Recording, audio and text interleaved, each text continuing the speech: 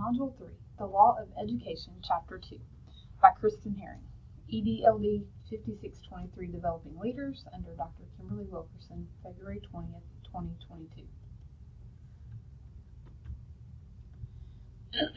Leadership Perspectives.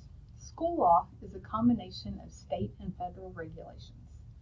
School law rapidly changes and is modified due to happenings around the country and the world.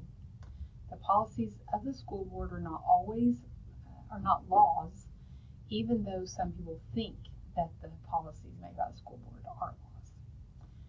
The policies of a policy is actually a way of dealing with an issue.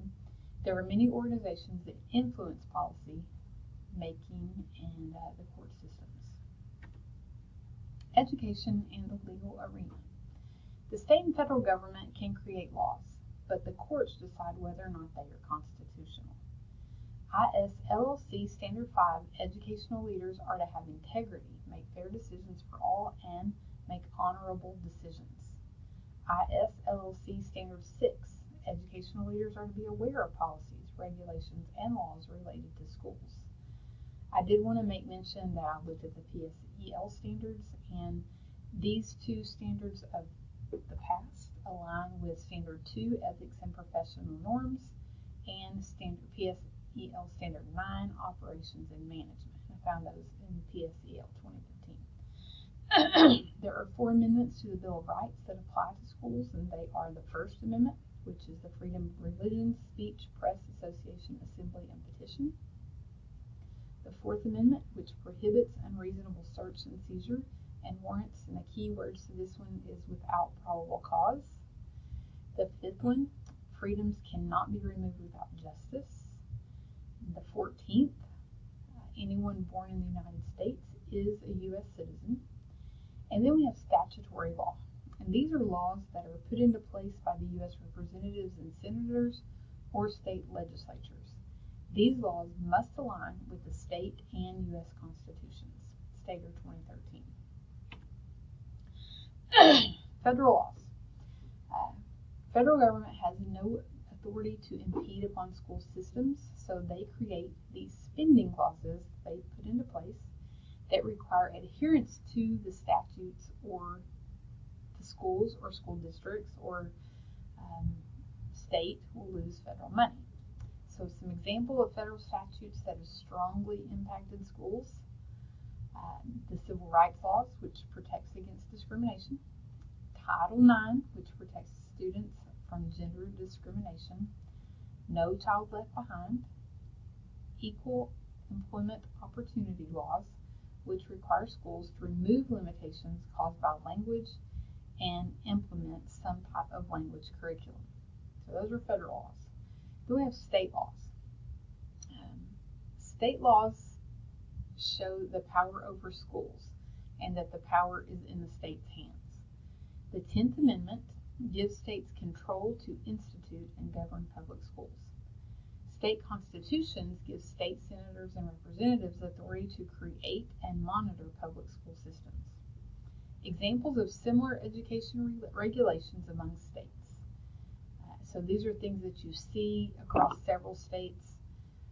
Local school districts and school boards have been created. There are regulations on merging and reconstructing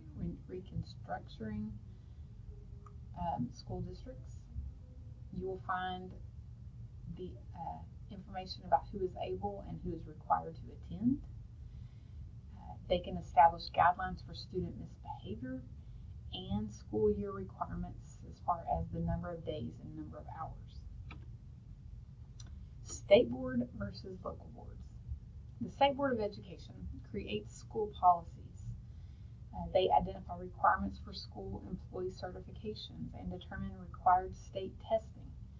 The State Board decides what is necessary for a district to receive and keep their accreditation. They approve budgets. They create guidelines for programs, and they set regulations and make sure that they are in place to monitor all the policies. Local school boards represent stakeholders. They manage school budgets and spending. They oversee the actions of the district, and the local school board control is monitored by the state constitution. the U.S. Constitution, excuse me, State Board of Education, and state and federal laws and policies. The judicial system. We have common law, where previous decisions made in court cases set precedents for other cases, unless or until a new ruling is made.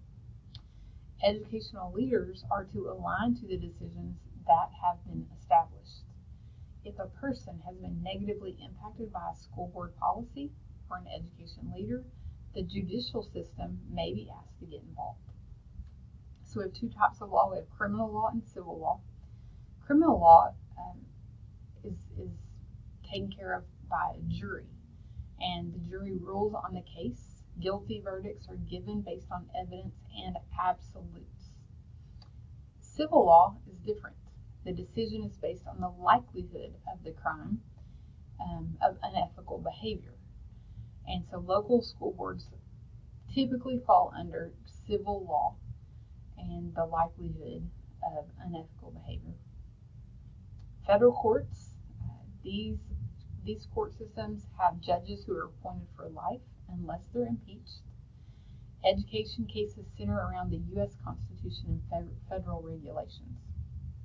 The U.S. Supreme Court, when they receive a request for the review of a lower court's decision, they may or may not accept it. So if it's accepted, it will be presented to one of the justices, who will then bring it before the other justices for a final decision. And then we have state courts where judges are elected, and most education cases begin at that level. Elements of a court decision. Educational leaders are to stay up to date on school law, and they can do that by finding out this information. The case name, which is usually the plaintiff and defendant's name, or include the plaintiff and defendant's names.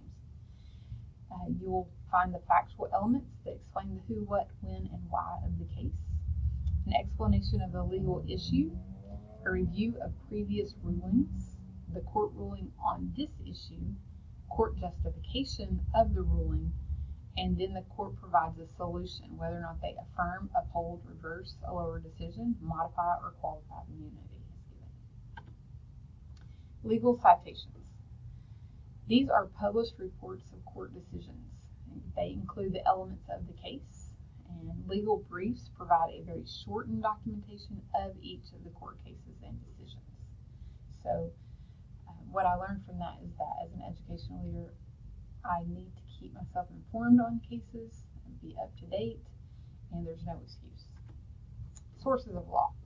Educational leaders should use reliable sources when searching for cases to review.